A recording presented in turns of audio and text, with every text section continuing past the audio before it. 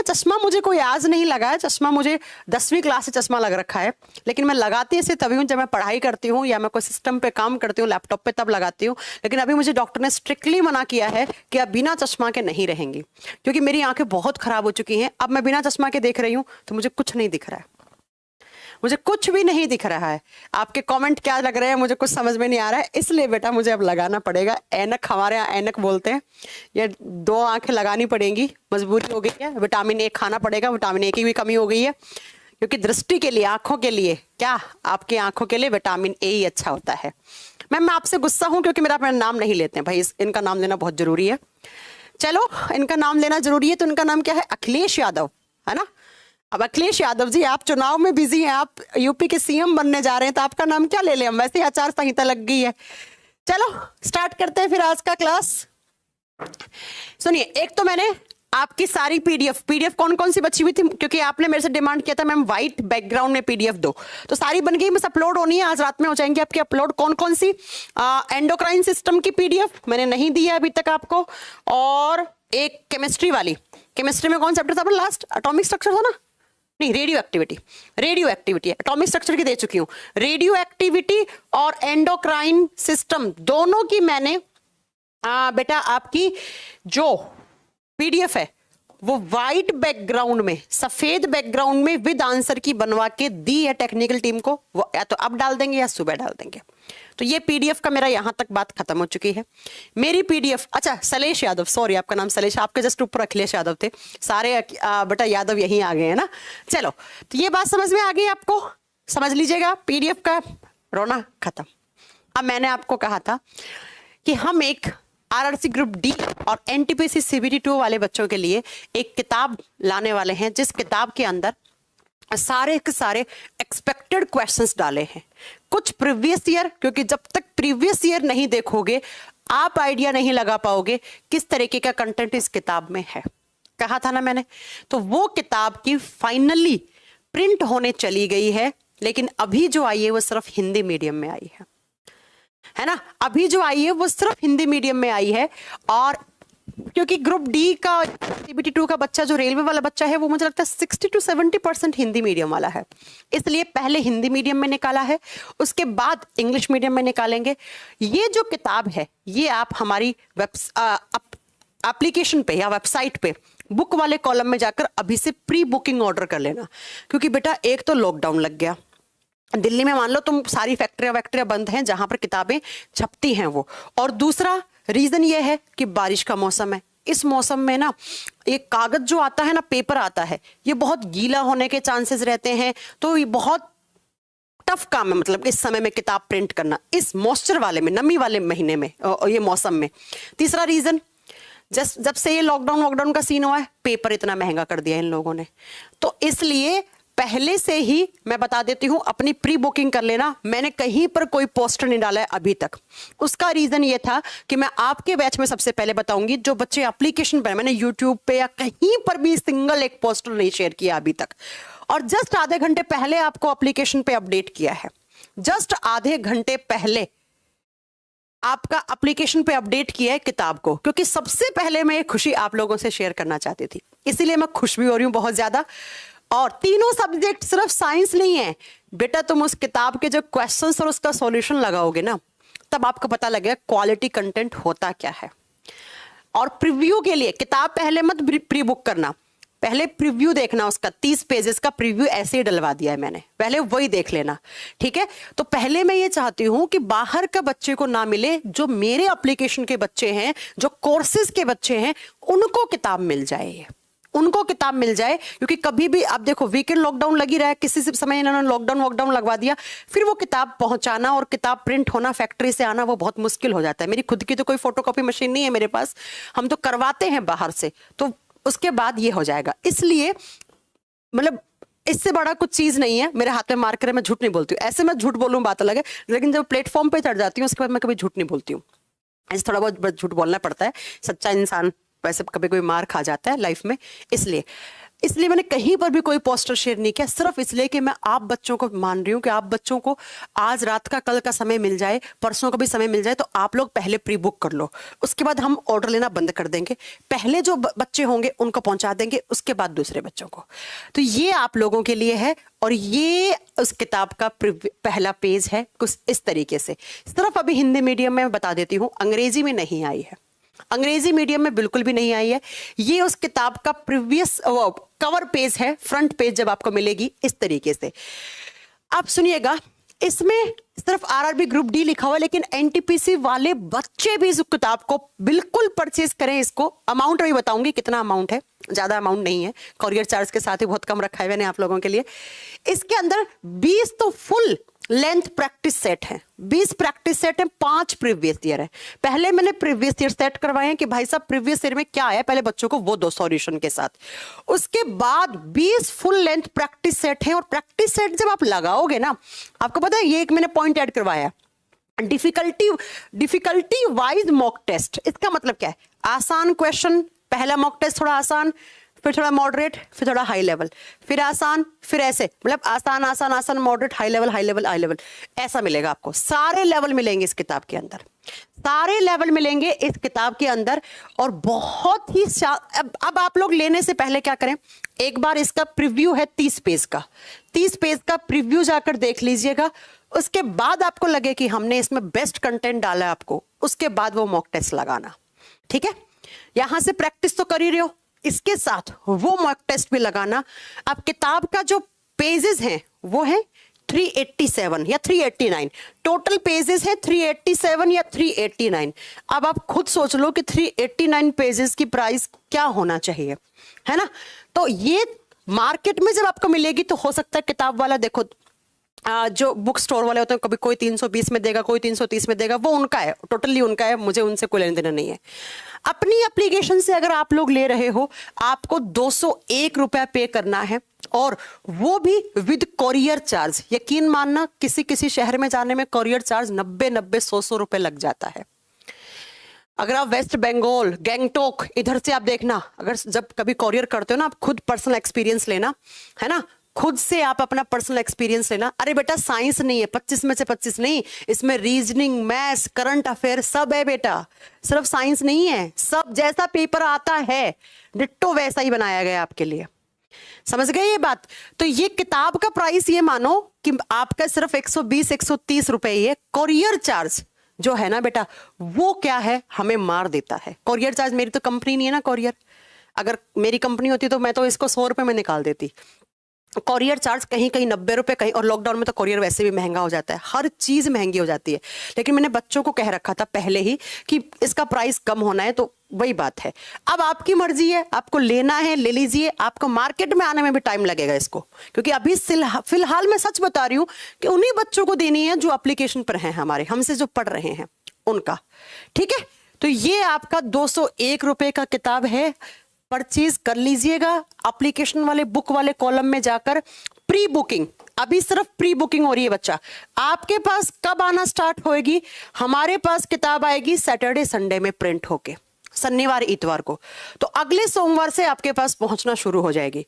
अब जो गांव वाले थोड़े से है ना, जैसे गांव वाले एरिया में है, तो उनको पोस्ट ऑफिस से जाएगी बेटा, पोस्ट ऑफिस से जाएगी तो उनको थोड़ा सा समय ज्यादा लग जाएगा, 5 से 6 दिन लग जाएंगे, ठीक है। लेकिन अगर कोई शहर से ऑर्डर कर रहा है, उसको 2-3 दिन में मिल जाएगा। तो अभी 1 सप्ताह तक मत सोचिएगा कि आपको पहुंचेगी, 1 सप्ताह तक तो हमारे पास आएगी, मेरे हाथ में ही नहीं, मेरे पास ही नहीं दिखाने को, सिर्फ कवर पेज है। अब आपके ऊपर हर जगह पहुंच जाएगा, कहीं से भी कर रहे हो आप ऑर्डर, ये मत बोलेगा कि मैं आजमगढ़ से हूं, मैं नागौर से हूं, कहीं से भी कर रहे हो, किताब आपके पास पहुंच जाएगी। पोस्ट ऑफिस से आएगी या डीटीडीसी कोरियर से आएगी, वो आप देख लीजिएगा। पोस्ट ऑफिस से उस बच्चे के पास पहुंचेगी जो गांव वगैरह में रह रहा है वो, और ये अभी पहले उनको ही मिलेगी जो इस वीक में ऑर्डर करेंगे, उनका ऑर्डर अगले वीक में निकालेंगे हम। ये प्री बुकिंग है, ये अपने दिमाग में बैठा लेना, क्योंकि हम उन्हीं बच्चों को सबसे पहले इसको डिलीवर करना स्टार्ट करेंगे जो पहले हमसे बुक ले रहा है। और अभी तक मैंने YouTube वगैरह पे कहीं पर भी पोस्ट नहीं डाला है, मैं अगले शुक्रवार शनिवार तक मैं डालने वाली भी नहीं हूं। उसका रीजन यही है बेटा कि पहले ऐप वाले बच्चों को निकल जाए, उसके बाद जब अपने पास आ जाएंगे स्टॉक में तब हम देंगे। ठीक है, ये आपके बात है। 201 रुपए में है with courier charge. Courier charge हम नहीं ले रहे हैं आपसे, अभी तो नहीं ले रहे हैं, आगे देखेंगे क्या है क्या नहीं है, वो सब बाद में देखेंगे। अभी फिलहाल कोई कोरियर चार्ज नहीं है। अब आपके ऊपर है, आपको लेना है लीजिए, नहीं लेना है नहीं लीजिए। अब आ जाइए पढ़ना। चैप्टर लास्ट क्लास में हमने कंप्लीट किया था एंडोक्राइन सिस्टम। हाँ, इसका प्रीव्यू डाउनलोड करके देख लेना, सिर्फ साइंस नहीं है, मैथ्स वाला पार्ट डीपी सर ने डाला है, रीजनिंग वाला पार्ट में 2-3 टीचर एक्सपर्ट टीचर्स हमने लिए बाहर से हायर किए, उनसे डलवाया है। ठीक है, इस करंट अफेयर का पार्ट करंट अफेयर के एक्सपर्ट टीचर से करवाया है हमने, ऐसा नहीं है। बात समझ में आ गई? चार्ज अभी देना होगा। क्या कह रहे हैं, किसका चार्ज अभी देना होगा? हाँ, बिहार से, यूपी से, आप जहां से भी हो बेटा वहां से ले सकते हो, लेकिन अभी सिर्फ हिंदी मीडियम में है। हिंदी मीडियम वाला बच्चा ही ऑर्डर करे एप्लीकेशन पे। इंग्लिश मीडियम वाला बच्चा इंतजार करना पड़ेगा आपको, कम से कम 15-20 दिन का इंतजार करना पड़ेगा। अभी इंग्लिश में नहीं आएगी बेटा। एक तो ये अगर लॉकडाउन वॉकडाउन नहीं लगता ना वीकेंड वाला, तो बहुत सारी चीजें हमारी सही हो जाती। आइए, मैं मानव शरीर के विकास के लिए विटामिन आवश्यक होता है या नहीं? नहीं होता है। मानव शरीर का कोई विकास नहीं करवाता है विटामिन। विटामिन सिर्फ बायोलॉजिकल रिएक्शंस को बैलेंस करने का काम करता है। चलो आइए अब स्टार्ट करते हैं। अब सुनिएगा, हमने लास्ट क्लास में कंप्लीट किया था एंडोक्राइन सिस्टम। अब लास्ट क्लास में कुछ माइक वगैरह में प्रॉब्लम आ गई थी या इंटरनेट में कुछ बारिश थी, उस दिन प्रॉब्लम आ गई थी शनिवार को, तो 5 क्वेश्चन इस चैप्टर के रह गए थे, उसको आप खुद से लगा लीजिएगा। आप कर लोगे, मैंने उसकी आंसर की डाल दी है, आपके पास जब पीडीएफ आएगा आप उसमें से खुद से लगा लेना। आज मैंने कहा था अगली क्लास में हम चैप्टर स्टार्ट करेंगे नर्वस सिस्टम, तंत्रिका तंत्र। और नर्वस सिस्टम में हमें क्या क्या पढ़ना है वो सुन लीजिए, किस टाइप के एग्जाम में क्वेश्चन आते हैं। कम से कम 15-20 तो स्लाइड में जो मैंने क्वेश्चन डाले हैं नर्वस सिस्टम के, वो डाले बेटा प्रीवियस ईयर, तो आपका प्रीवियस ईयर भी साथ में होते जाएंगे, आपको पता लगता जाएगा प्रीवियस ईयर कैसे आते हैं। बाद में अपने मॉक वाले हैं सारे। नर्वस सिस्टम नाम से क्लियर है। नर्वस सिस्टम का मतलब होता है ऐसा ऑर्गन्स का ग्रुप। सिस्टम का मतलब क्या होता है? ऑर्गन्स का ग्रुप, जो किसको कंट्रोल करता है? हमारे पूरे बॉडी को। हमारे पूरे बॉडी को कंट्रोल एंड कोऑर्डिनेट करने वाला, कंट्रोल करने वाला और कोऑर्डिनेट करने वाला सिस्टम जो है उसे नर्वस सिस्टम कहते हैं। नर्वस सिस्टम का मतलब क्या होता है बेटा? नर्वस सिस्टम का मतलब होता है जो हमारे पूरे बॉडी को कंट्रोल एंड कोऑर्डिनेट करे। जैसे अभी मैं एक सेंटेंस बोल रही हूं, वो सेंटेंस क्या बोलना है, किस लैंग्वेज में बोलना है, वो मेरा ब्रेन डिसाइड कर रहा है। भगवान ने आपके दिमाग को यहां जगह दी, कुछ सोच समझ के जगह दी कि इसके नीचे ही सारे ऑर्गन्स काम करें, इसके अंडर में ही सारे ऑर्गन काम करते हैं। तो नर्वस सिस्टम का मतलब होता है ह्यूमन बॉडी के अंदर ऐसा ऑर्गन्स का ग्रुप जो बॉडी को कंट्रोल करे। बॉडी को कंट्रोल करने का मतलब बॉडी के अंदर जितने भी ऑर्गन्स हैं, जितने भी टिश्यूज हैं, उन सबको कंट्रोल एंड कोऑर्डिनेट करे। उन सबको कंट्रोल एंड कोऑर्डिनेट करने वाला जो सिस्टम होता है, उस सिस्टम को हम नर्वस सिस्टम, उसे हम तंत्रिका तंत्र कहते हैं। उसे हम तंत्रिका तंत्र कहते हैं। अब प्रीवियस ईयर में मैंने एक चीज पाई, क्या पाई कि नर्वस सिस्टम के टाइप्स से भी क्वेश्चन आ रखे हैं। इसके टाइप्स कभी पढ़े हैं आपने? नर्वस सिस्टम के टाइप्स क्या होते हैं? थोड़ा सा मेरे साथ एक चार्ट बनाने की कोशिश करना, क्योंकि यहां से क्वेश्चन बनेंगे कम से कम 6 से 7 क्वेश्चन। हमारे बॉडी में वो ऑर्गन्स का ग्रुप जो हमारे बॉडी के फंक्शंस को कंट्रोल करता हो, कोऑर्डिनेट करता हो, उसे कहते हैं नर्वस सिस्टम। और जो नर्वस सिस्टम होता है बेसिकली वो 3 टाइप का होता है। कौन कौन सा होता है? यहां से भी क्वेश्चन आते हैं, इसलिए मैं चार्ट बनवा रही हूं। प्रीवियस ईयर में पूछे भी हैं यहां से क्वेश्चन, आज आप खुद लगाओगे क्वेश्चन, आपको आइडिया भी हो जाएगा। सबसे पहला जो नर्वस सिस्टम होता है उसे कहा जाता है सीएनएस। सीएनएस का मतलब होता है सेंट्रल नर्वस सिस्टम। एक एक चीज को ध्यान से पढ़ने की कोशिश करना। सेंट्रल नर्वस सिस्टम, केंद्रीय तंत्रिका तंत्र। केंद्रीय तंत्रिका तंत्र ऐसा तंत्रिका तंत्र जो सेंटर में है, आपके बॉडी के सेंटर में है। ये रहा आपका दिमाग, बॉडी के सेंटर में है। पीछे दिमाग से मोटी नस निकलती है जिसे स्पाइनल कॉर्ड बोलते हैं, जिसे मेरु रज्जु कहते हैं। तो हमारे बॉडी के बीचों बीच ये रहा आपका ब्रेन और स्पाइनल कॉर्ड। तो ब्रेन और स्पाइनल कॉर्ड के जुड़ने से आपका जो दिमाग है, मस्तिष्क है, और स्पाइनल कॉर्ड का मतलब होता है मेरु रज्जु। पहली बात तो रीढ़ की हड्डी और स्पाइनल कॉर्ड दोनों अलग अलग चीजें होती हैं, इस बात को अपने खोपड़ी में बैठा लो। अभी बताती हूं कैसे अलग अलग चीजें होती हैं। मेरुरज्जु और ब्रेन के मिलने से जो सिस्टम बनता है उसे सेंट्रल नर्वस सिस्टम कहते हैं। पहला क्वेश्चन एग्जाम का, central nervous system is composed of, केंद्रीय तंत्रिका तंत्र किस किस का बना हुआ है? आप बताओगे बेटा किस किस का? दिमाग और स्पाइनल कॉर्ड। ये आपका खोपड़ी है, इस खोपड़ी के अंदर आपका दिमाग है। इस तरीके से मान लीजिए, इस तरीके से आपका दिमाग है, ये आपकी कपाल है, इस कपाल के अंदर आपका ये दिमाग है। इस दिमाग से ऐसे पीछे की तरफ मोटी नस निकलती है, इसे हम स्पाइनल कॉर्ड बोलते हैं।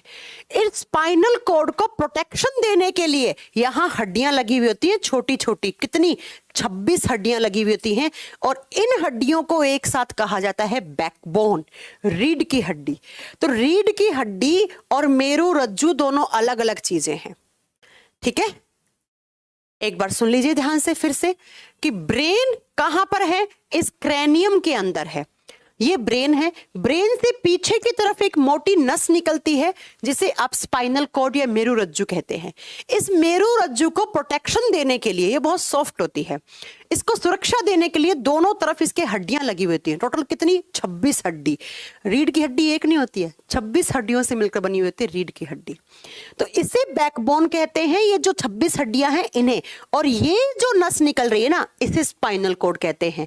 तो बेटा ये जो हड्डियां पढ़ते हैं ना 26, ये तो हम स्केलेटल सिस्टम में पढ़ते हैं, ये तो हम कंकाल तंत्र में पढ़ते हैं, ये हड्डियां तो कंकाल तंत्र का हिस्सा हैं।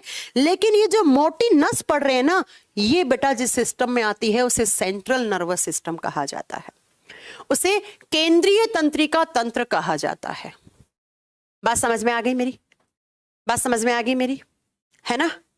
मैम लाइट कम है, लाइट कम है थोड़ा सा, बोर्ड की लाइट कम लग रही होगी ना आपको? ये लो, अब सही लग रही होगी, अब ज्यादा होगी। तो सेंट्रल नर्वस सिस्टम जो बीचों बीच है, जो दिमाग और स्पाइनल कॉर्ड का बना हुआ है। अब दूसरे टाइप के नर्वस सिस्टम को बोलते हैं पीएनएस। पीएनएस की फुल फॉर्म होती है peripheral nervous system. Peripheral nervous system, Hindi में बोलते हैं परिधीय तंत्रिका तंत्र। ये तो बीचों बीच काम करता है। अब जो आउटर एरिया में काम करता है हमारे बॉडी के, जैसे आपने मुझे यहां सुई चुभोई इस उंगली पर, मुझे दर्द हुआ, उस दर्द को यहां से लेकर इस मेरे ब्रेन तक ले जाने का काम कौन कर रहा है? जो भी सिस्टम काम कर रहा है उसे पेरिफेरल नर्वस सिस्टम कहते हैं। जो परिधियों पे काम करता है, जो आउटर आपके बॉडी में, सेंटर में तो ये बैठा है नर्वस सिस्टम, जो आउटर यहां से पांव वाले हिस्से से, कमर में दर्द हुआ, उस दर्द को ब्रेन तक पहुंचाने का काम कौन करता है बेटा? आप बताएंगे पेरिफेरल नर्वस सिस्टम करता है। मोस्ट इंपॉर्टेंट क्वेश्चन, किसका बना हुआ होता है पेरिफेरल नर्वस सिस्टम? जैसे ये किसका बना हुआ है? ब्रेन और स्पाइनल कॉर्ड का। वैसे पेरिफेरल नर्वस सिस्टम के अंदर होती है बेटा नर्व्स। ये किसका बना हुआ है? नर्व्स का बना हुआ होता है। तंत्रिकाओं का जाल होता है बेटा, ये तंत्रिकाओं का बना हुआ होता है। कुछ नर्व्स यहां से निकलती हैं, कुछ यहां से निकलती हैं, कुछ कमर से आती हैं, कुछ ब्रेन से आती है, कुछ पांव से आती हैं। ये किसका बना हुआ होता है? आप बताएंगे नर्व्स का, तंत्रिकाओं का बना हुआ होता है। जैसे हमारे घर में कंप्यूटर होता है, कंप्यूटर का सीपीयू है, वो एकदम स्टेबल है, एक जगह है। फिर कंप्यूटर में बहुत सारे वायर लगे होते हैं। ठीक वैसे ही समझो कि जो ब्रेन और स्पाइनल कॉर्ड है वो हमारे शरीर का सीपीयू है, और जो बाहर से जो तार आ रहे हैं, जुड़ रहे हैं सीपीयू को कंप्यूटर की स्क्रीन से जोड़ रहे हैं, वो क्या है बेटा? पेरिफेरल नर्वस सिस्टम है, वो नर्व्स हैं। और एग्जाम में क्वेश्चन आता है हमारे बॉडी में कितने टाइप की नर्व्स होती हैं? 2 टाइप की नर्व्स। ऐसी नर्व्स जो ब्रेन से निकलकर ऐसे हाथ पांव के पास जा रहे हैं, उन्हें बोलते हैं क्रेनियल नर्व। उन्हें क्या बोलते हैं हम? Cranial nerves. एस लगा दो क्योंकि ज्यादा है ना। और हिंदी में क्या कहा जाता है? कपालीय तंत्रिकाएं। कपालीय तंत्रिकाएं। और कुछ ऐसी नर्व्स होती हैं जो हमारी स्पाइनल कॉर्ड से निकलती हैं, उन्हें बोलते हैं स्पाइनल नर्व्स। उन्हें बोलते हैं स्पाइनल नर्व्स। और हिंदी में कहा जाता है मेरुरज्जु तंत्रिकाएं। मेरु रज्जु तंत्रिकाएं। और एग्जाम में इनके टाइप्स नहीं पूछेगा। एग्जाम का पहला क्वेश्चन तो ये है, पेरिफेरल नर्वस सिस्टम में क्या आती हैं? नर्व्स आती हैं। जैसे सेंट्रल नर्वस सिस्टम में ब्रेन और स्पाइनल कॉर्ड आता है। अब बच्चा इनकी संख्या पूछता है कि क्रैनियल नर्व्स कितनी होती हैं, और दूसरा आपसे पूछेगा स्पाइनल नर्व्स कितनी होती हैं। क्रैनियल नर्व्स होती हैं 12 जोड़ी, 12 नहीं है, 12 पेयर है, 12 पेयर्स, 12 जोड़ी। और स्पाइनल नर्व्स कितनी होती हैं? तो लिखेगा 31 पेयर्स, 31 जोड़ी। दोनों को टोटल कर लो तो टोटल नर्व्स निकल जाएंगे आपके। समझ गए? तो टोटल नर्व्स निकल जाएंगे आपकी। टोटल कितनी होगी? 31 प्लस 12 कर लेना, आपका आंसर आ जाएगा। वो टोटल होती है। आगे समझ में? तो बेटा ये बीचों बीच होता है सेंट्रल नर्वस सिस्टम, और ये क्या होता है? ये आउटर एरिया में काम करता है। ऐसे समझो जैसे दर्द की पहचान ब्रेन करवाता है। आपने मुझे यहां सुई चुभोई, तो यहां का दर्द यहां कैसे पहुंचा? इन नर्व के थ्रू पहुंचा। कौन सी नर्व? जो ब्रेन से निकल के आई है। जो किससे निकल के आई? ब्रेन से निकल के आई है। समझ गए आप मेरी बात? तो टोटल मतलब पेयर्स में पूछेगा, नंबर में कभी नहीं पूछेगा। टोटल कितने जोड़ी हो गए? 43 पेयर्स। तो हमारे बॉडी में 23 जोड़ी आपकी क्या होती हैं? नर्व्स होती हैं। और 23 नहीं, 43 पेयर्स होते हैं, 43 पेयर्स होते हैं। ये हो गया पेरिफेरल नर्वस सिस्टम। 3 टाइप के नर्वस सिस्टम होता है। पहला कौन सा हो गया? सीएनएस, इसको ऐसा लिख लो, सीएनएस। दूसरा पीएनएस, तीसरा होता है एएनएस। एएनएस, एएनएस का मतलब होता है autonomic nervous system. Autonomic nervous system लिखिएगा, ऑटोनॉमिक नर्वस सिस्टम। हिंदी में कहा जाता है स्वायत्त तंत्रिका तंत्र। आप ऑटोनॉमिक, यार अपने आप ऑटोमेटिक अपडेट पे चला गया मेरा सिस्टम, बोलते हैं ना हम कि मेरा सिस्टम ऑटोमेटिक अपडेट पे चला गया, मेरा फोन ऑटोमेटिक अपडेट पे, अपने आप। जो हमारी इच्छा से काम नहीं करता, जो अपनी इच्छा से काम करता है, उस नर्वस सिस्टम को ऑटोनॉमिक नर्वस सिस्टम कहा जाता है। जिसको कोई कंट्रोल नहीं कर सकता, जो खुद अपने आप से कंट्रोल होता, उसे ऑटोनॉमिक नर्वस सिस्टम कहा जाता है। उसे क्या कहा जाता है? ऑटोनॉमिक नर्वस सिस्टम कहा जाता है। इसके अंदर कुछ हिस्सा इसका आता है, ब्रेन का पार्ट आता है, कुछ हिस्सा इसका आता है। मतलब एएनएस और पीएनएस के कुछ कुछ पार्ट डाल दिए जाते हैं। सीएनएस और पीएनएस का कुछ कुछ पार्ट उठा के एएनएस में डाल दिया जाता है। वो हम आगे पढ़ लेंगे। इस बोर्ड से आपको कितने क्वेश्चन एग्जाम की दृष्टि से क्लियर हुए वो सुनो पहले। तो पहला क्वेश्चन, ह्यूमन बॉडी के अंदर कितने टाइप के नर्वस सिस्टम? 3। कौन कौन सा? पहला क्वेश्चन बता दोगे? CNS, PNS, ANS. ब्रेन और स्पाइनल कॉर्ड से बना हुआ कौन सा होता है? सीएनएस, केंद्रीय तंत्रिका तंत्र। उसके बाद पीएनएस किससे बना हुआ है? नर्व से, तंत्रिकाओं से बना हुआ है। कितनी तंत्रिकाएं होती हैं टोटल? 43 जोड़ी, जिसमें से ब्रेन से निकलने वाली कितनी है? 12 जोड़ी। उन्हें क्या बोलते हैं? क्रैनियल नर्व, कपालीय तंत्रिकाएं। और मेरुरज्जु से निकलने वाली, स्पाइनल कॉर्ड से निकलने वाली कितनी है? 31 जोड़ी। तो टोटल 43 पेयर्स हो गए, 43 जोड़ी हो गए। और जो नर्वस सिस्टम जिस पर किसी का कोई कंट्रोल है, जो अपनी मर्जी से काम कर रहा है, कोई कंट्रोल नहीं कर सकता, उसे एएनएस कहते हैं। ये आपके एग्जाम के क्वेश्चन, ये आपके एग्जाम के क्वेश्चन। अब वनडे कॉम्पिटिटिव एग्जाम में ये भी नहीं पढ़ना होता है, इसका कुछ थोड़ा सा हिस्सा पढ़ना है जो यहां पे आता है। हमें ये पढ़ना है, हमें कौन सा पढ़ना है? सेंट्रल नर्वस सिस्टम पढ़ना है। जो पीएनएस कौन पढ़ता है? जो एमबीबीएस करते हैं, नीट करते हैं, वो पढ़ते हैं। जो डॉक्टर्स बनते हैं वो पीएनएस और एएनएस को डिटेल में पढ़ते हैं। हमें सिर्फ कौन सा पढ़ना है? सीएनएस। किस किस का बना हुआ है? ब्रेन एंड स्पाइनल कॉर्ड का। तो हमें सारे क्वेश्चन एग्जामिनेशन में किससे मिलेंगे? इसी ब्रेन और स्पाइनल कॉर्ड से मिलेंगे, मस्तिष्क और मेरुरज्जु से मिलेंगे। और पहले पढ़ लेते हैं ब्रेन के बारे में, फिर पढ़ेंगे स्पाइनल कॉर्ड के बारे में। ब्रेन से मैं आपको 8 क्वेश्चन ऑरली करवा रही हूं, जो रेलवे में बार बार पूछे गए हैं। आप खुद लगाइएगा प्रीवियस ईयर, खुद से एहसास कीजिएगा, ये 8 क्वेश्चन बहुत ध्यान से समझिएगा, एक एक चीज बहुत ध्यान से समझिएगा, एक एक चीज। ये 8 क्वेश्चन आपके ब्रेन वाले चैप्टर से हमेशा रिपीट होते हैं, चाहे कोई एग्जाम दो इस धरती का। कौन कौन सा? सबसे पहला आता है ब्रेन की मेम्ब्रेन से क्वेश्चन। आपने कभी देखा है, नहीं देखा मुझे नहीं पता, ब्रेन की मेम्ब्रेन से, ब्रेन की झिल्ली से क्वेश्चन आता है।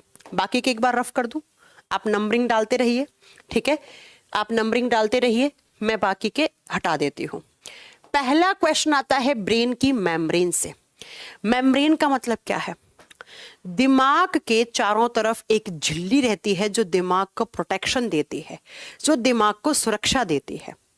अब मैं अगर आपसे पूछूं दिमाग कहाँ है, तो कुछ कहेंगे ये दिमाग है, तो माथा है आपका। ये क्या है आपका? ये है बच्चा क्रेनियम, इसे कहते हैं क्रेनियम। ये इतना मजबूत क्यों है? क्योंकि ये क्रेनियम जो है ये हड्डियों से मिलकर बना हुआ है। इस क्रेनियम में 8 हड्डी होती हैं, कपाल में 8 हड्डी होती हैं, इसलिए इतना स्ट्रांग है। जब इसको फोड़ोगे, इसके अंदर एक झिल्ली सी, एक पॉलीथीन जैसी मेम्ब्रेन दिखेगी। उस मेम्ब्रेन को हटाओगे, उसके अंदर दिमाग पड़ा है आपका, जिसके ऊपर जंग लग चुका है ना। तो याद रखिएगा, अगर मैं बात करती हूं किसकी? मेम्ब्रेन की, झिल्ली की। झिल्ली क्या होता है? तो हमारे ब्रेन को जो प्रोटेक्शन देता है, जो सुरक्षा देता है, उसे क्या कहा जाता है? बेटा मेम्ब्रेन की स्पेलिंग ये भी सही है और RANE भी सही है, आप मुझे मत बताइए अभिषेक, ठीक है।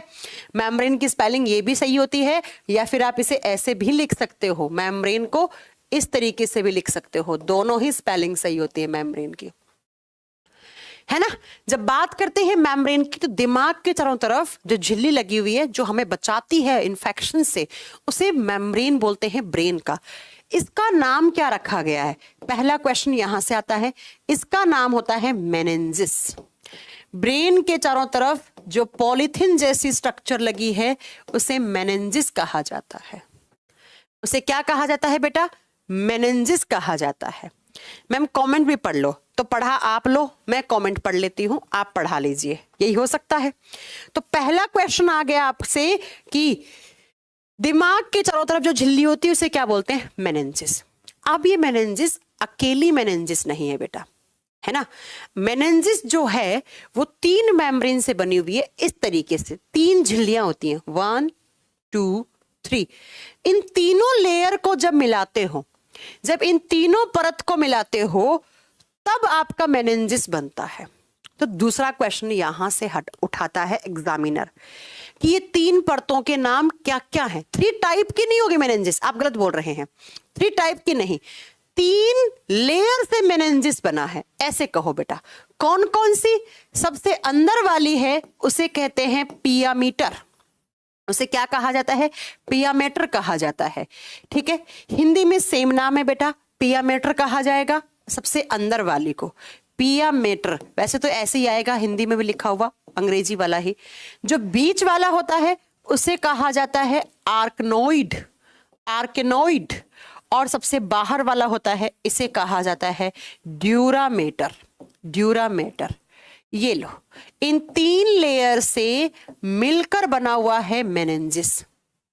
तो ब्रेन को प्रोटेक्शन देने के लिए 3 परतों से बनी हुई मेम्ब्रेन है, जिसे हम मेनिंजिस कहते हैं, जिसे हम मेनिंजिस कहते हैं। आपने लिख लिया होगा बोर्ड पे। सबसे बाहरी कौन सी है? ये ड्यूरामेटर सबसे बाहरी है। बीच वाली कौन सी है? मिडिल लेयर होती है आर्केनोइड। और सबसे अंदर वाली कौन सी होती है? पायामीटर। और जब बच्चा कोई बैक्टीरिया और कोई वायरस आता है, मेनली वायरस आता है, लेकिन बैक्टीरिया से भी हो सकता है, मेरी सेंटेंस को अच्छे से सुना करो, ठीक है, इस चीज को अच्छे से सुना करो। क्या? देखो, मेनली वायरस से होता है, लेकिन बैक्टीरिया से भी हो सकता है। वायरस का मतलब हो गया विषाणु और बैक्टीरिया का मतलब हो गया जीवाणु। वायरस का मतलब हो गया विषाणु, बैक्टीरिया का मतलब हो गया जीवाणु। जब कोई वायरस और बैक्टीरिया आता है और इस मेम्ब्रेन के अंदर इंफेक्शन कर देता है, तब आप बताओगे बच्चा एक बीमारी हो जाती है, जिसे क्या बोलते हैं? मेनिंजाइटिस कहते हैं। उस बीमारी को नाम क्या दिया जाता है? मेनिंजाइटिस कहा जाता है।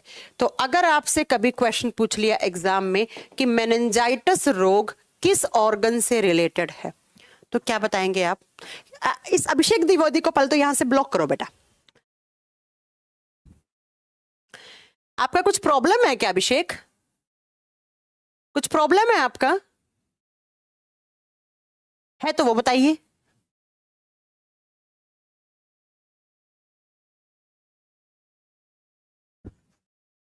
मेनिंजाइटिस रोग ब्रेन की जब जो मेम्ब्रेन होती है उसमें इंफेक्शन हो जाता है, तो उसमें इंफेक्शन के कारण मेनिंजाइटिस रोग हो जाता है, ये याद रखिएगा।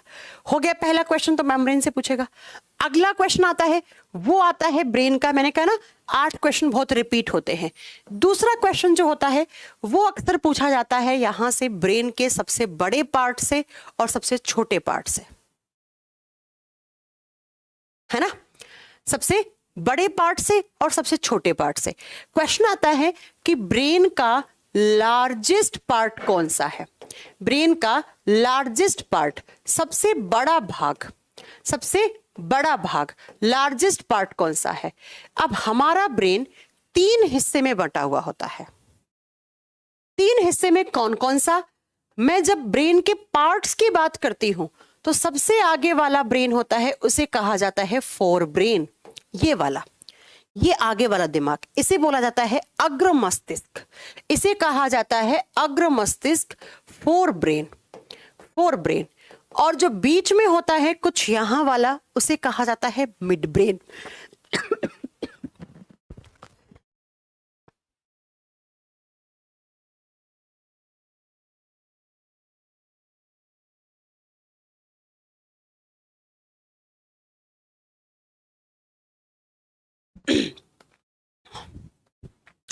जो बीच में होता है उसका नाम होता है मिड ब्रेन, मध्य मस्तिष्क। बीच वाला, सेंटर वाला, मध्य मस्तिष्क। और जो सबसे लास्ट में होता है पीछे की तरफ कुछ ये वाला, इसे कहा जाता है हिंड ब्रेन। इसे कहा जाता है हिंड ब्रेन, या हिंदी में कहा जाता है पश्च मस्तिष्क, पीछे वाला। पश्च पीछे वाला। ये है ब्रेन के 3 पार्ट। अब इन तीनों में सबसे बड़ा कौन सा है, सबसे छोटा कौन सा है, वो सुनो। तो इस क्वेश्चन का आंसर क्या होगा? सबसे बड़ा ये पार्ट होता है। फोर ब्रेन सबसे बड़ा है, उसके बाद हिंड ब्रेन होता है, उसके बाद मिड ब्रेन है। तो अगर आपसे क्वेश्चन पूछा कि ब्रेन का सबसे बड़ा भाग लार्जेस्ट पार्ट पूछा, तब आपका आंसर फोर ब्रेन होगा। सबसे छोटा भाग पूछा, तब आपका आंसर मिड ब्रेन होगा। ये तो लार्जेस्ट पार्ट की बात है। अब एक क्वेश्चन आता है कि लार्जेस्ट सब पार्ट कौन सा है? अगर आपसे इस तरीके से पूछा, लार्जेस्ट सब पार्ट, सबसे बड़ा उपभाग, सबसे बड़ा उपभाग पूछा, मतलब इन पार्ट्स के भी आगे पार्ट्स होते हैं, उनमें बड़ा छोटा पूछा, उनमें बड़ा छोटा पूछा, तो हम क्या करेंगे? तो जरा ध्यान से सुनो। इस फोर ब्रेन को आगे 3 हिस्सों में बांटते हैं, 3 हिस्सों में। इसको भी 3 हिस्सों में बांटा जाता है आगे, है ना? मिड ब्रेन का ऐसा कोई पार्ट नहीं होता है। ये लो, इसके 3 पार्ट है, उनके नाम लिखिए। पहला पार्ट होता है, इसे बोलते हैं पोन्स वैरोली या पोन्स वैरोलाई। ठीक है, क्या बोलते हैं? अकेला पोन्स भी लिख सकते हो, पोन्स वैरोलाई, पहला पार्ट। दूसरा होता है मेडुला ऑब्लंगेटा, दूसरा पार्ट होता है मेडुला ऑब्लंगेटा, ये दूसरा पार्ट है, सेम नाम हिंदी में है। और तीसरा होता है, उसे कहा जाता है सेरेबेलम। सेरेबेलम को कहा जाता है हिंदी में अनुमस्तिष्क। अनु का मतलब होता है बेटा पीछे, अनुमस्तिष्क। इसके 3 पार्ट है। इसके फोर ब्रेन के भी 3 पार्ट होते हैं। कौन कौन सा? पहला आता है थैलेमस भाग, पहला कौन सा? थैलेमस भाग। दूसरा आता है हाइपोथैलेमस, बस हाइपो लगा दो आगे। हाइपोथैलेमस तो हमने पढ़ा भी था, कौन सी ग्रंथि बोला था हमने इसको। और तीसरा है सेरेब्रम। सेरेब्रम को हिंदी मीडियम वाले बच्चा लिखेगा प्रमस्तिष्क। अब आप टोटल काउंट करो, इसके भी 3 हो गए, इसके भी 3 हो गए। ये पार्ट्स के भी सब पार्ट है। इनमें बड़ा छोटा पूछे, अगर इनमें पूछा तो ये तो हो गया ना, ऊपर वालों में पूछा तब तो ये बड़ा है, ये छोटा है सबसे। अब इनमें सबसे बड़ा पूछे तो बच्चा ये सबसे बड़ा लार्जेस्ट सब पार्ट होता है। ये क्वेश्चन लिखा ना हमने, लार्जेस्ट सब part of our brain.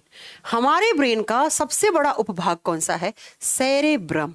Approx 2/3 हिस्से में यही होता है, 2/3 हिस्से में यही है। और इनमें सबसे छोटा पूछे तो बच्चा इसका नाम ही होता है छोटा दिमाग। इसे लिटिल ब्रेन के नाम से जाना जाता है, इसे छोटे दिमाग के नाम से जाना जाता है। तो ये सबसे छोटा उपभाग हो गया। इट इज द स्मॉलेस्ट सब पार्ट और ये लार्जेस्ट सब पार्ट। हो गया, बात खत्म। समझ में आ गया किस तरीके से आंसर देना है? क्वेश्चन को ढंग से पढ़ना है आपको। अगर आपसे पूछा किससे, आपसे पूछा बच्चा इन पार्ट्स में से लार्जेस्ट पार्ट पूछा, fore brain, smallest part mid brain, largest सब पार्ट जो 2/3 में है वो सेरेब्रम है, प्रमस्तिष्क है, और जो सबसे छोटा है जिसको छोटा दिमाग भी कहते हैं वो सेरेबेलम है, वो सेरेबेलम है। ये हो गए आपके अगले क्वेश्चन।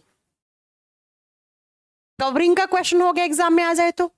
छोटा बड़ा पार्ट पूछे, कौन सा हिस्सा? अब देखो एग्जाम में अक्सर और कैसे क्वेश्चन मिलेंगे आपको। आपसे पूछेगा मेडुला ऑब्लंगेटा और पोन्स जो हैं उनके जुड़ने से कौन सा ब्रेन मिलता है, कौन सा ब्रेन बनता है?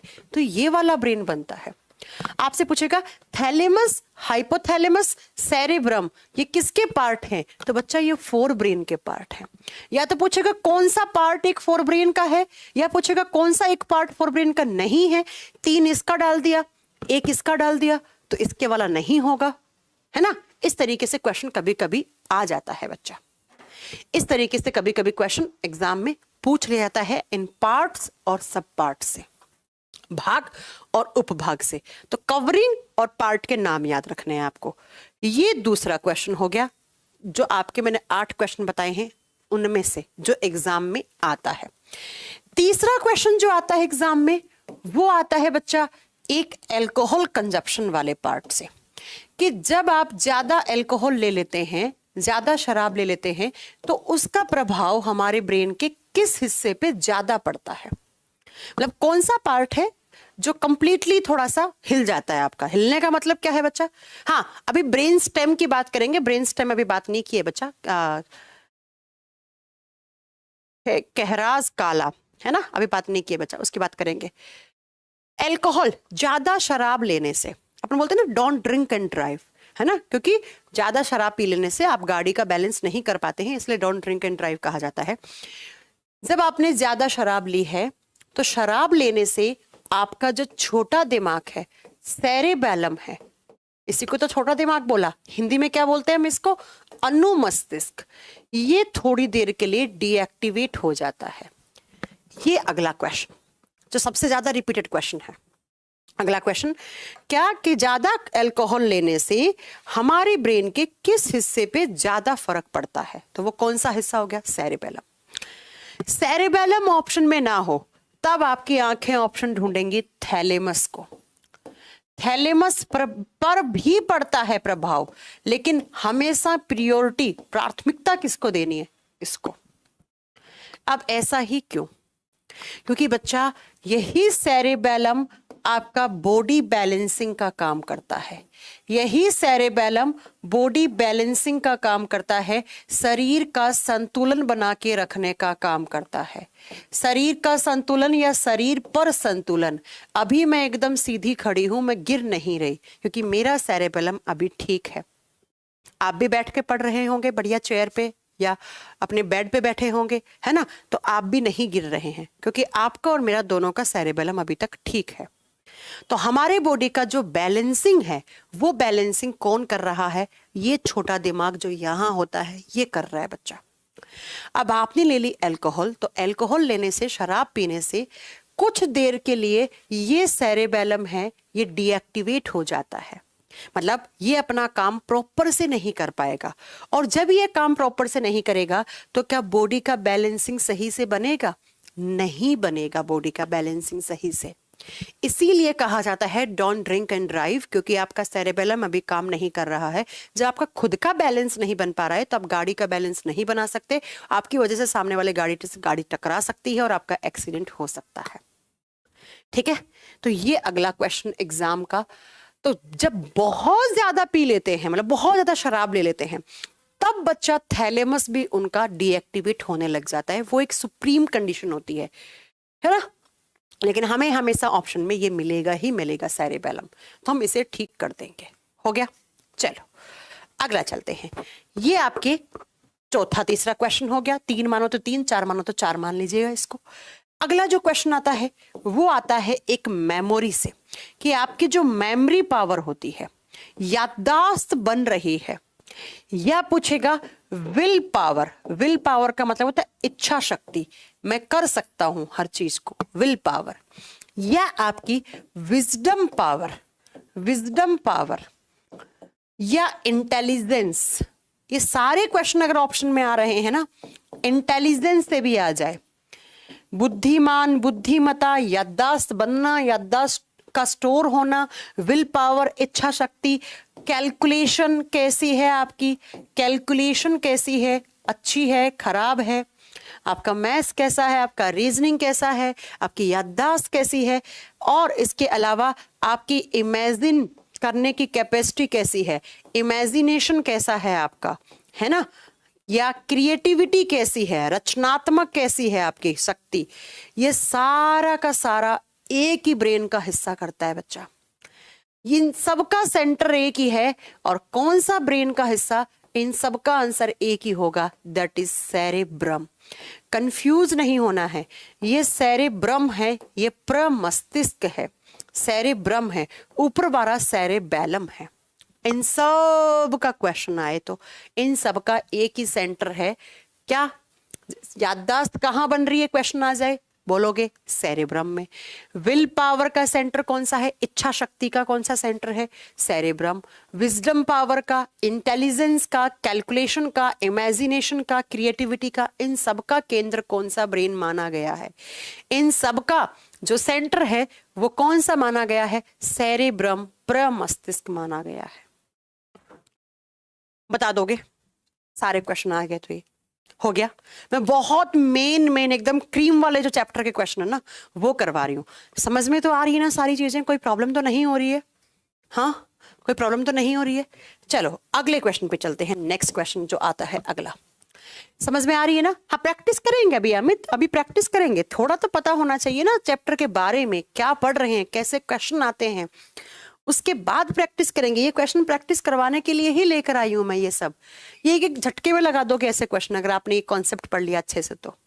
हाँ जी बताइए, किसी को कोई प्रॉब्लम तो नहीं हो रही है? ये सारी चीजें बहुत अच्छे से पढ़ा दोगे आप, अच्छे से आंसर कर दोगे। कमेंट क्यों नहीं आ रहे आप लोगों के, बच्चों के? बताइए, किसी को प्रॉब्लम तो नहीं है ना कोई?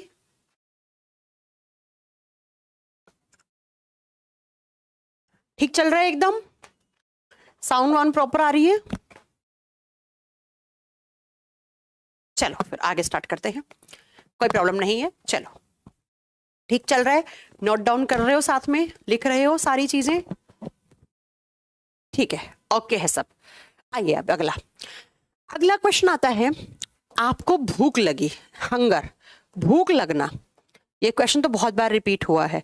भूख लगना, थर्स्ट, प्यास का लगना, प्यास लगी मुझे, प्यास को महसूस करवाया, मुझे भूख लगी, अभी मुझे भूख लग रही है, इसका। या लव का मतलब है किसी के लिए अच्छी वाली फीलिंग्स, हेट का मतलब है घृणा, नफरत वाली फीलिंग्स, या फीलिंग्स ही किसके लिए कैसी फीलिंग्स हैं आपके मन में। इसके साथ साथ आप बताओगे एंगर, गुस्सा आ रहा है आपको, आपकी हैबिट्स क्या हैं, आपकी क्या हैबिट्स हैं, आपका मूड कैसा है, कैसा मूड है, मतलब मेरा मूड अच्छा है, यार आज तो स्पाइसी खाने का मन हो रहा है, यार आज तो मेरे घूमने जाने का मन हो रहा है, आज मेरा मन नहीं लग रहा है, आज मेरा मन उदास है ना। या आपके यहाँ पर भी जो भी हॉबीज हैं, जो हैबिट्स हैं, मूड कैसा है, स्माइल करने का मूड है, हंसी आ रही है, गुस्सा आ रहा है, रोना आ रहा है ना, मन नहीं लग रहा, मन उदास है, किसके लिए कैसी फीलिंग्स हैं, प्यार वाली हैं, नफरत वाली हैं, भूख लग रही है, प्यास लग रहा है, इन सब का सेंटर एक ही है। ये सारे अगर एग्जाम में क्वेश्चन आ जाएं, आपकी नजरें सिर्फ और सिर्फ एक ही ऑप्शन को ढूंढेंगी, कौन सा? हाइपोथैलेमस। हाइपोथैलेमस इन सब का सेंटर है। अगर आपसे पूछ लिया भूख लगना, प्यास लगना, ब्रेन का कौन सा हिस्सा पहचान करवाता है? हाइपोथैलेमस। पूछ लिया किसी के लिए कैसी फीलिंग्स, प्यार वाली, घृणा वाली, गुस्से वाली, ये सब फीलिंग्स कहाँ होती हैं? हाइपोथैलेमस में। मूड कैसा है, हैबिट्स कैसी हैं, स्माइल करने का मूड है ना, या किसी पर इरिटेशन हो रही है ना, ये सारों का सेंटर कौन सा है? एक ही है, कौन सा? हाइपोथैलेमस। जैसे ये सब एक हिस्से से कर रहे थे कंट्रोल, ये सब भी एक ही हिस्से से कंट्रोल हो रही हैं चीजें, ये सब चीजें भी इसी से एक ही हिस्से से कंट्रोल हो रही हैं। हो गया? चलूं अगले क्वेश्चन पे चलूं। Next question. लेकिन अब नेक्स्ट क्वेश्चन को जो बचे हैं 4 या 5 क्वेश्चन को, वो कॉन्सेप्ट कल करेंगे। अब कुछ क्वेश्चंस की प्रैक्टिस करेंगे अपन, ताकि आपको पता लगे कि हमने जो पढ़ा है वो एग्जाम में आता है या नहीं। अभी कुछ इसका थ्योरी वाला पार्ट और करवाऊंगी, वो कल की क्लास में करवाऊंगी। फिर कुछ ब्रेन के डिसऑर्डर्स होते हैं, जो बीमारियां होती हैं, वो परसों करवा के उसके प्रैक्टिस करवाऊंगी। अभी आइए यहाँ पर, जो पढ़ा है उसकी प्रैक्टिस, जितना पढ़ा है उतनी प्रैक्टिस, क्योंकि यही तो बैच का नाम है। जितना मैंने कॉन्सेप्ट करवाया है उसकी प्रैक्टिस करना स्टार्ट करते हैं। क्वेश्चन के फटाफट आंसर दीजिए। Nervous system consist of, nervous system में क्या क्या होता है? ये सब हिस्सा है नर्वस सिस्टम का, आप बताओ क्या है? इसका आंसर क्या होना चाहिए? ए होना चाहिए, बी होना चाहिए, सी होना चाहिए, या डी होना चाहिए? इसका कौन सा आंसर सही होना चाहिए? नर्वस सिस्टम में ब्रेन भी आता है, स्पाइनल कॉर्ड भी आता है। थोड़ी देर पहले पढ़ा, हमारी नर्व्स, तंत्रिकाएं, जैसे आम भाषा में आप नसें बोलते हैं, ये सब कहाँ आती हैं? बताया था ना कितनी नसें होती हैं, कितनी नर्व होती हैं? ब्रेन से निकलने वाली, स्पाइनल कॉर्ड से निकलने वाली। तो ये सब किसका हिस्सा है? नर्वस सिस्टम का। तो नर्वस सिस्टम इन सभी चीजों से मिलकर बना हुआ है। अगला question, next question, which of the following statement is correct about cerebellum? अनुमस्तिष्क जो सबसे छोटा है, जिसे हम छोटा दिमाग बोलते हैं, उसके बारे में कौन सा स्टेटमेंट सही है? जिसे हमने छोटा दिमाग बोला है, उसके बारे में कौन सा स्टेटमेंट सही है, ये बताइएगा जरा। पहला क्वेश्चन है, it regulates the muscular movement for locomotion. मैं इस जगह से खिसक के यहां आ गई, ऐसे मैंने इस हाथ को ऐसे हिलाया, ये सब मेरी मसल्स की वजह से हो रहा है। मसल्स को किस डायरेक्शन में कितना मूव करवाना है, बॉडी का पोस्चर कैसे बनाना है, सो रहे हो, उठ रहे हो, भाग रहे हो, जितने भी बॉडी के पोस्चर हैं, वो सब इसी का लेना देना है, इसी का ही। ये स्टेटमेंट बिल्कुल सही है, पहला।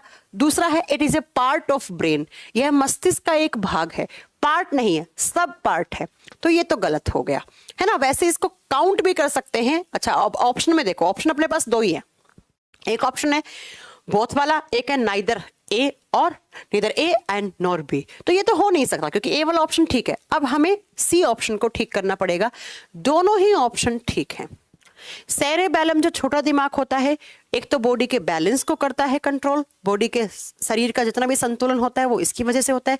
दूसरा, किस मांसपेशी को किस डायरेक्शन में मूव करवाना है ना। लोकोमोशन के लिए जितने भी आपके बॉडी में मस्कुलर मूवमेंट होते हैं, मूवमेंट हमेशा मसल्स की वजह से होते हैं, मांसपेशियों की वजह से होते हैं। मैंने ऐसे मूवमेंट करवाया तो ये मसल्स की वजह से हो रहा है, मैंने ऐसे मूवमेंट करा, मसल्स की वजह से है। तो किस डायरेक्शन में किस मसल को मूव करवाना है, वो सब मेरा छोटा दिमाग बताता है। तो यहां पर दोनों ही ऑप्शन ठीक हैं, इसका सी ऑप्शन ठीक हो जाएगा। अगला, Which nerves are attached to the brain and emerge from the skull? अच्छा क्वेश्चन, पढ़ा चुकी हूं, है ना। ब्रेन से निकलने वाली नर्व को क्या कहते हैं? ये क्वेश्चन ये पूछ रहा है कि जो इस स्कल से अटैच्ड नर्व हैं, जो आउटर एरिया में जाकर अपना काम करती हैं। थोड़ी देर पहले एग्जांपल दिया था ना कि अगर इस हाथ पे आपने मेरे को इंजेक्शन लगाया इस उंगली पे, तो जो दर्द यहां से यहां लेकर जाएगी, उस नर्व को क्या कहते हैं? उस नर्व को क्या कहते हैं? ब्रेन से निकलने वाली नर्व कहलाती है क्रेनियल नर्व, या कपालीय नसें, या कपालीय तंत्रिकाएं। हिंदी में नाम सेम है। कितनी होती हैं? अब आप बताइए कितनी होती हैं, संख्या आप लिखकर बताइए कितनी होती हैं। बच्चा जल्दी से आंसर कर दीजिए, कितनी होती हैं? हाँ जी, कितने जोड़ी होते हैं? पेयर्स में लिखो। 43 कैसे हो जाएगा कुमार? सिंह कुमार सिंह 43 नहीं हो सकता बच्चा, 43 तो टोटल नर्व्स होती है। मैं पूछ रही हूँ क्रैनियल नर्व्स कितनी होती हैं? 12 जोड़ी, 12 पेयर्स। क्रैनियल नर्व्स कितनी होती हैं? 12 जोड़ी होती हैं जो ब्रेन से निकलती हैं। आइए अगला question, name the system that controls every activity that you do. जो भी आप एक्टिविटी कर रहे हो, बोल रहे हो, चल रहे हो, खा रहे हो, पी रहे हो, आपका मूड कैसा है, आपको नींद आ रही है, इन सबको कंट्रोल करने वाले आपके शरीर की जितनी भी एक्टिविटी हैं हमारे बॉडी में, जो हमारे बॉडी को कंट्रोल एंड कोऑर्डिनेट करता है, हमारे हर एक एक्शन को, हर एक एक्टिविटी को, उस सिस्टम को क्या बोलते हैं? नर्वस सिस्टम कहते हैं। एक्सोक्राइन सिस्टम में हम क्या पढ़ते हैं? ऐसी ग्रंथियां जो अपना सिक्रेशन किसी दूसरे ऑर्गन में या शरीर से बाहर डाल दें, उसे एक्सोक्राइन सिस्टम कहते हैं। एंडोक्राइन तो पढ़ चुके हैं, इसमें तो हार्मोन वाला चैप्टर पढ़ते हैं हम पूरा। रेस्पिरेटरी सिस्टम में मेन रेस्पिरेटरी ऑर्गन्स होते हैं आपके लंग्स, फेफड़ों के बारे में पढ़ते हैं। तो नर्वस सिस्टम वही है जो कंट्रोल एंड कोऑर्डिनेट करता है आपके बॉडी के हर एक एक्शन को। Next, what is the unit of nervous system, इसके ऊपर बात करते हैं अभी। तंत्रिका तंत्र की इकाई क्या होता है? इकाई का मतलब होता है वो सबसे छोटी स्ट्रक्चर जिससे कंप्लीट नर्वस सिस्टम बना हुआ है। और नर्वस सिस्टम की वो सबसे छोटी इकाई कहलाती है न्यूरॉन। क्या कहलाती है? न्यूरॉन। या तो मैं यूं बोलूं कि नर्वस सिस्टम की सबसे छोटी यूनिट न्यूरॉन है, और या मैं ये कहूं कि नर्वस सिस्टम की जो सबसे छोटी स्ट्रक्चर है सेल कोशिका, उसका नाम क्या है? न्यूरॉन। न्यूरॉन क्या कहलाता है? Neuron is the smallest unit for nervous system. तंत्रिका तंत्र की सबसे छोटी इकाई न्यूरॉन होती है बच्चा, न्यूरॉन से छोटा कुछ भी नहीं है। या मैं यूं कहूं कि नर्व सेल्स का नाम क्या होता है? न्यूरॉन। या ब्रेन वाली सेल्स का नाम क्या है? न्यूरॉन। या मैं कहूं स्पाइनल कॉर्ड वाली सेल्स का नाम क्या है? न्यूरॉन। क्योंकि ये सब किससे बने हुए हैं? न्यूरॉन से बने हुए हैं। न्यूरॉन सेल है बच्चा, तो नर्व्स या नर्व्स नहीं होगा, नर्व्स कैसे हो जाएगा? डी गलत हो जाएगा। नर्व्स तो बेटा नसें हैं, और न्यूरॉन सबसे छोटी इकाई, इकाई का मतलब सबसे छोटा स्ट्रक्चर, इससे छोटा कुछ भी नहीं है। तो इससे छोटा कुछ भी नहीं है, और न्यूरॉन की स्ट्रक्चर के ऊपर हम बात करेंगे कल नहीं परसों के जो भी क्वेश्चन आएंगे एग्जाम में, वो सब बात करने वाले हैं। और न्यूरॉन हमारे शरीर की सबसे लंबी सेल्स होती हैं, सबसे लंबी कोशिका है ये हमारे शरीर की, इससे लंबा कोई नहीं है। Neuron is the longest cell of human body. सबसे लंबी कोशिकाएं होती हैं ये हमारे बॉडी की। इसका इमेज भी बना के आपको आगे दिखाऊंगी, बनाना सिखाऊंगी आपको। Axon, dendron, dendrites, myelin sheath, Nissl's granule, ये सब हिस्से होते हैं किसके? न्यूरॉन के ही हिस्से माने जाते हैं ये सारे। ठीक है, बुक में चैप्टर वाइज क्यों होंगे बेटा? मॉक टेस्ट के भी चैप्टर वाइज होते हैं क्या? कैसी बातें करते हो आप? अगला क्वेश्चन, नेक्स्ट क्वेश्चन क्या कह रहा है? अच्छा, नेक्स्ट क्वेश्चन अच्छा क्वेश्चन है, समझ में आ जाएगा, कोई बड़ी बात नहीं है। सुनो, ए माइक्रोस्कोपिक गैप, माइक्रोस्कोपिक गैप का मतलब है ऐसा गैप जिसको देखने के लिए माइक्रोस्कोप चाहिए, between each pair of adjacent neurons over which nerve impulses pass when going from one neuron to the next called. देखो क्या कह रहा है, ये आपका पहला न्यूरॉन है। मान लो अपने बॉडी में ना 100 बिलियन से भी ज्यादा न्यूरॉन होते हैं, याद रखिएगा। हमारे शरीर में 100 बिलियन से भी ज्यादा न्यूरॉन होते हैं, तो घबराने की तो पहली बात कोई जरूरत नहीं है।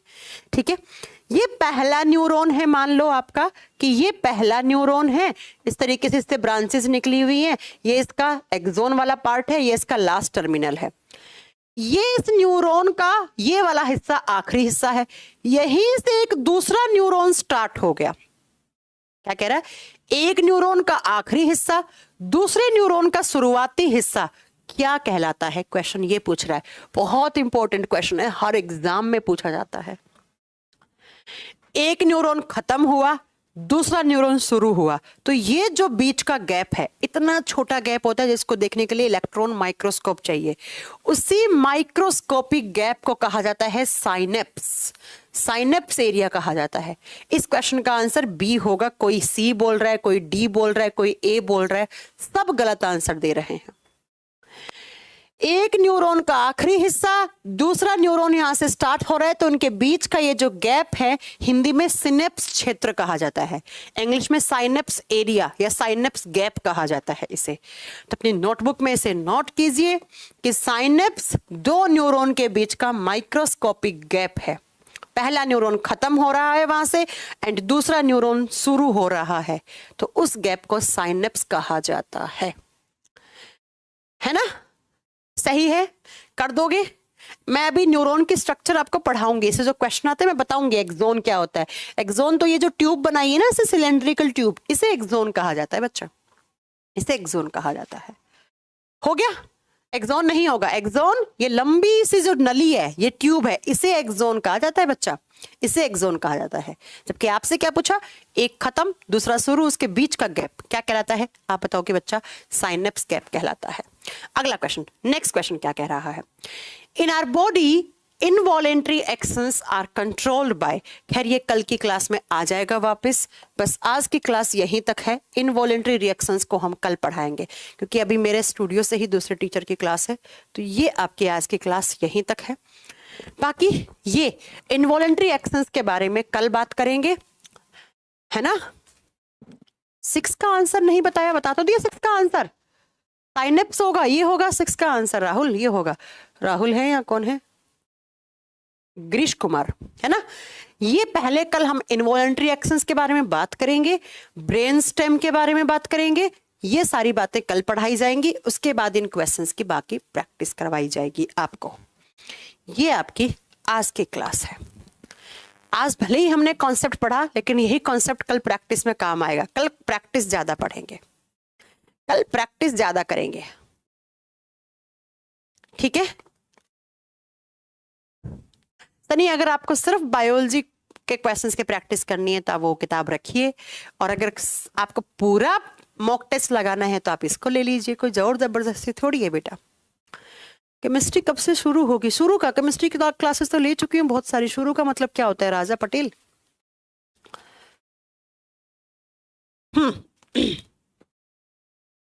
चलो फिर कल मिलते हैं आपसे। आज के लिए इतना बहुत है, कल प्रैक्टिस ज्यादा करेंगे, कल कम से कम 30 क्वेश्चन करेंगे बच्चा। Bye bye, take care.